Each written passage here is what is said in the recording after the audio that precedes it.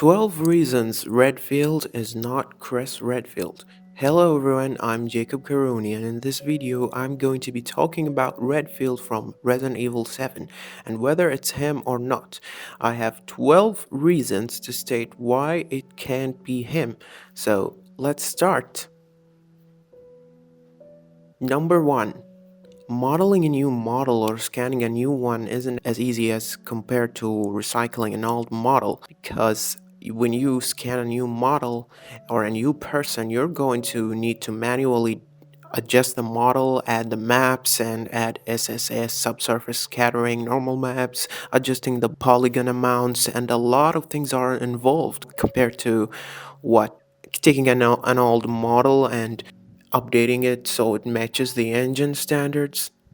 Number 2. There is no machine that would copy a person's head immediately into the game without changes or additions or manual modeling.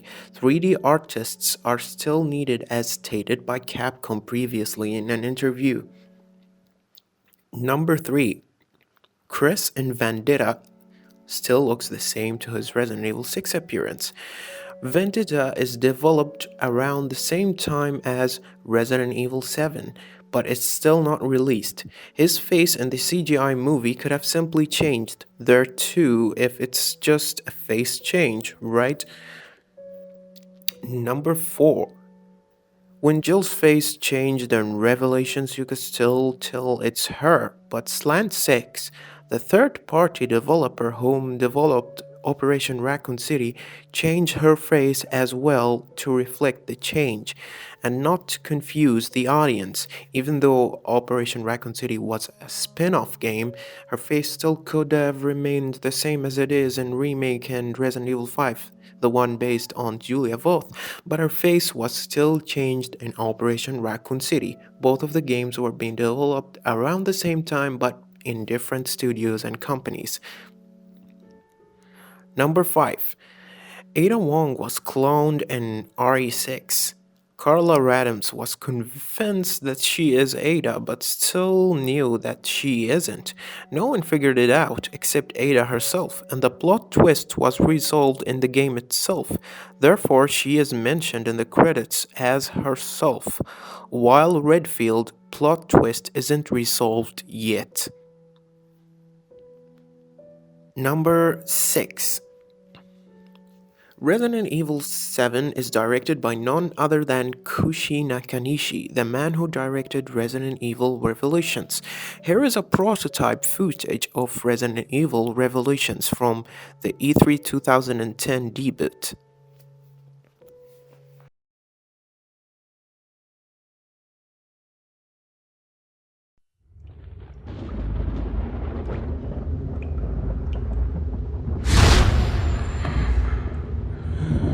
Somehow, I always manage to come through.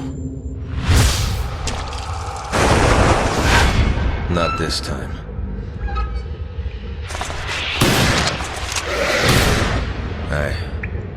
I messed up.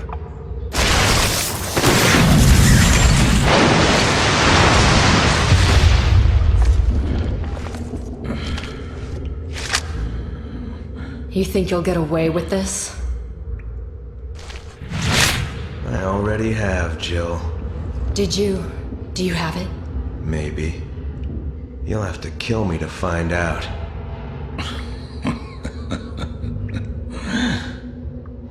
And what would you do if you found it? It doesn't matter, because you're already.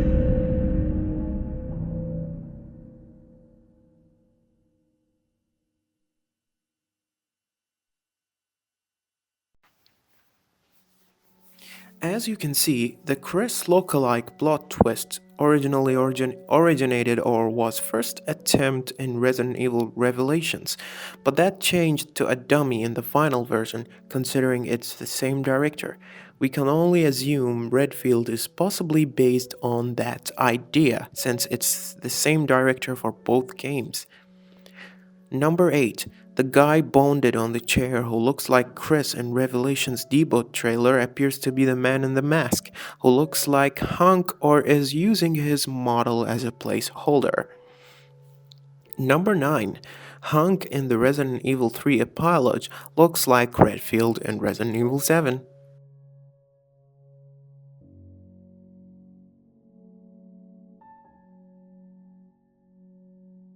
Number 10. 3A7 is a soldier from the game Umbrella Corps. Many of you probably didn't play this game or don't know about it, but 3A7 has been compared to the skills of Hunk. The game introduced Umbrella Co., mercenary group which also appeared in Heavenly Island along with Shinya Pharmaceuticals. There is a speculation that the three or two of them are possibly related, aside from working from the same organization. Number 11. It's the whole point of the plot twist to make people think it's Chris or confuse them. Why wouldn't they say it's Chris on the social media pages if it's not him? Because in the GDC 2017 conference, they simply said it's an old legacy character. Note that legacy means old and it could apply to both Hunk and Chris, but I'd go with Hunk. Number 12. It could still be Chris in disguise or some other plot twist, but considering all the points above, I don't know. I'm gonna leave this to you. And finally, this is what the people say. It's just logical comments from people that use a bit of common sense and logic to explain why it couldn't be Chris. Newsbot, the guy also known for his Resident Evil fan site, Project Umbrella, he's also good in Japanese translations, by the way, and he makes a lot of excellent points and comments about the series. Most of the time, what he says turns out to be right. He said, "This is his concept art. Unless Chris is dyeing his hair and having 5 o'clock shadow to imitate Wesker, and using guns named after Wesker, and working for Wesker's old company under a commander who might indeed be Wesker himself, it ain't Chris." Now, he's saying Wesker because we hear Wesker in Umbrella Corps, and it's possible that Wesker is still alive. I'm gonna make another theory video about this, but it could be a clone as well. We have another comment from NeoGaf, or NeoJaf, however you spell that. Matrix Cat said, "You can make a character look more realistic without just completely throwing away their likeness, exactly what I said above." Geralt, for example, and he showed a picture of the character from a previous old game and Witcher 3, which is basically the same character but with a photorealistic appearance. Just like I said, recycling an old model and upgrading it to look photorealistic is much easier than scanning a new person. He also said RE7's Chris has a totally different face, a totally different body, and a totally different voice. Newsbot made another comment sarcastically about Redfield. He said, in quotations, as if it's a conversation in the company, he said, "How do we make Chris Redfield look more realistic? Make him blonde. You are now the director of Biohazard 8. Of course, he's being sarcastic. He posted the concept art again, and he said that he even looks blonder and much more grizzled. They went with a much more pretty boy look for the end product, kinda like what happened to Hunk between Bio 3 and Umbrella Chronicles, even with the exact same hairstyle changes. Yeah, because Hunk appears in the epilogue for Resident Evil 3 as we mentioned above, and he appears also in a reflection on the G-Virus can in Umbrella Chronicles, and he looks blonde, kinda similar to Redfield. Is this a coincidence? Maybe not. Newsbot then says, if they had better storytelling sense, this guy is being built as a rival to Chris. Umbrella Corps already laid the groundwork for this story with a mercenary attracting particular attention from the commander, who might be Wesker indeed. And finally, we have a comment from Nakanishi himself. So this is basically a translation from the Japanese interview, and he says, That's right, the head is different from the real person and the way of making the data is totally different. So I searched for a model and started again from the photo scan. 7 Chris was born. Hey, does this mean I'm going to be the face of Leon S. Kennedy in the Resident Evil 2 remake because Capcom can't make a photorealistic Leon?